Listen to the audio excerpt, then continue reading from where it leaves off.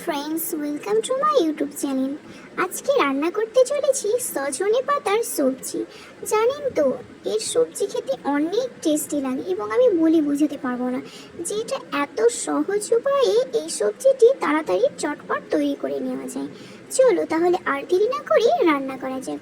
প্রথমে এই সবজিটাকে পাড়ার পরে ভালো করে সেটাকে জল দিয়ে ধুয়ে নিলাম, যাতে কোনো খারাপ কিছু নোংরা না লেগে থাকে। ভালো করে পরিষ্কার করে ধুয়ে এবং গ্যাসে এটাকে চলো রান্না করতে যাই।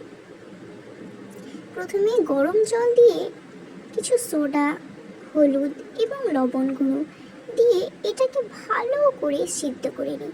একদম ভালো করে সিদ্ধ করতে হবে এবং সোডার পরিমাণটা একটু বেশি দিতে হবে, কারণ এই শাকটা সিদ্ধ হতে একটু সময় লাগে। চলো এবার তাহলে এটাকে সিদ্ধ করে নেওয়া যাক।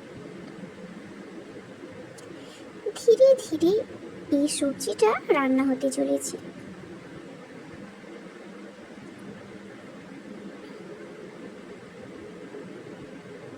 এবার এটাকে তেলে ভেজে নেব। তার জন্য পেঁয়াজ কুচি, মরিচ কুচি এবং রসুন কুচি দিয়ে তেল দিয়ে ভালো করে বেরেস্তা করে নিলাম। এটা করার পরে সিদ্ধ করা সেই শাকটা দিয়ে দেব।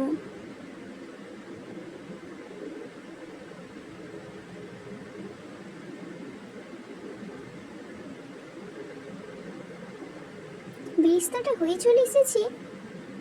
যখন লাল হয়ে যাবে তখন এই শাকটা দিয়ে দিতে হবে। বেরেস্তা করে নেড়ে নিয়েছি, হয়ে গেছে। এই তো নামিয়ে নিলাম। এত সহজ উপায়ে হয়ে গেল এর সবজিটি। এবং এই রান্নাটা খেতে এত টেস্টি এবং মজাদার এবং হেলদি।